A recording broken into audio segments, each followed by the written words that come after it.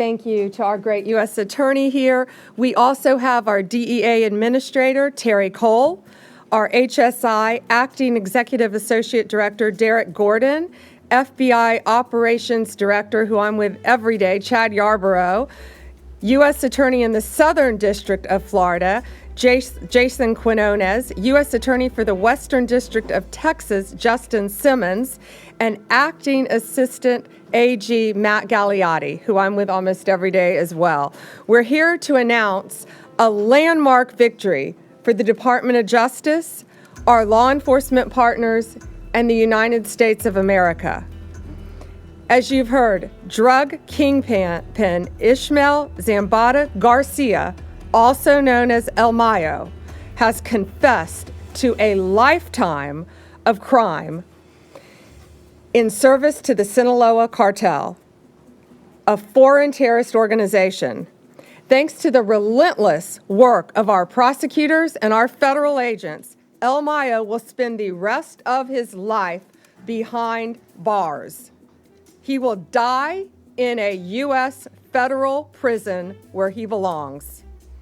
His guilty plea brings us one step closer to achieving our goal of elimination of the drug cartels and the transnational criminal organizations throughout this world that are flooding our country with drugs, human traffickers, and homicides. Under President Trump's leadership, the Department of Justice is on the front lines of this fight.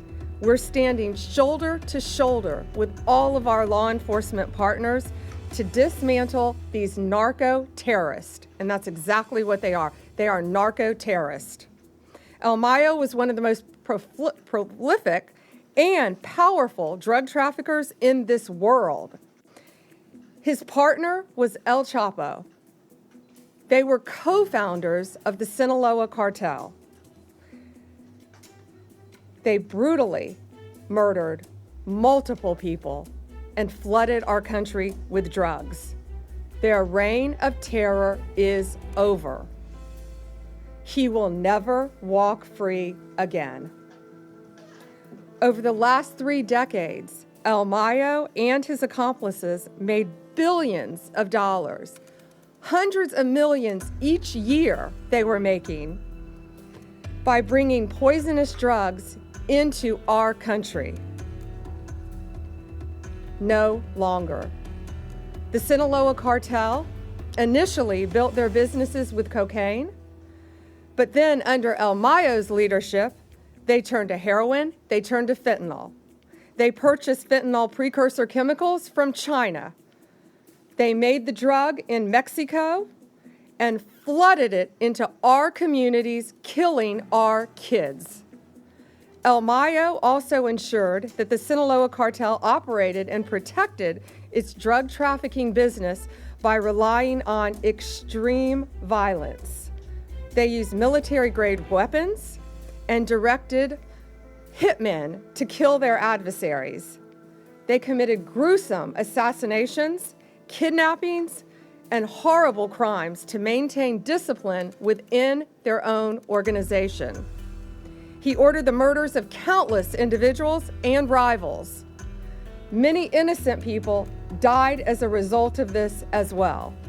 El Mayo operated with impunity at the highest levels of the Mexican drug trafficking world by paying bribes to government officials, by bribing law enforcement officers. He controlled corrupt officials and officers who protected his workers and his drug shipments that traveled from Mexico into our country. El Mayo's crimes have been so prolific that in the past 2 decades, he's been indicted in no fewer than 16 federal courts across our country. 16. From Western District of Texas to Chicago to here in the Eastern District of New York. He escaped justice for decades, but under President Trump's leadership, he has finally been brought to justice.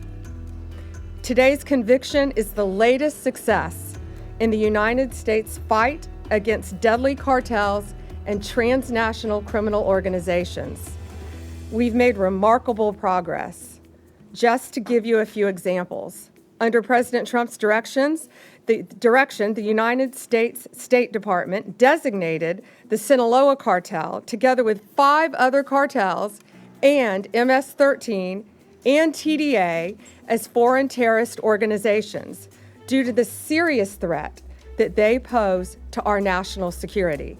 As a result, the DOJ has already charged leaders of the Sinaloa cartel with narco-terrorism and charged alleged members with support and supporters of TDA, MS-13, and CJNG, currently one of the most violent cartels in Mexico.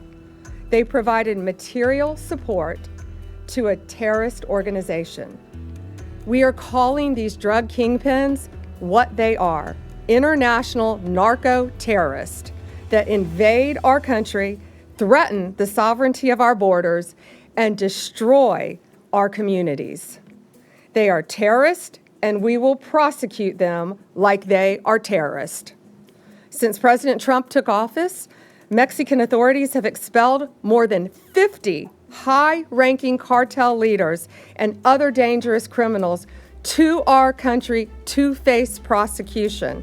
More than 50. These are historic numbers that ensure that these criminals will face justice and face justice on American soil. We now have leaders from CJNG, Sinaloa, and Los Zetas in custody. Our prosecutors in the Criminal Division and the Northern District of Illinois obtained a guilty plea from Ovidio Guzman Lopez, the son of El Chapo, and another leader of the Sinaloa cartel, the co-founder. Just a few weeks ago, on August 14th, we announced criminal charges against 5 cartel leaders and high-ranking members of these united cartels. We will not rest until Americans are safe from these narco-terrorists. Thanks to our law enforcement officers, both here and in Mexico, who often put their lives on the line every single day to protect us and to get these violent leaders off the streets. We are not done yet. At President Trump's direction, we will continue to fight until every single cartel boss is behind bars and on American soil and in American prisons for the rest of their lives. Thank you.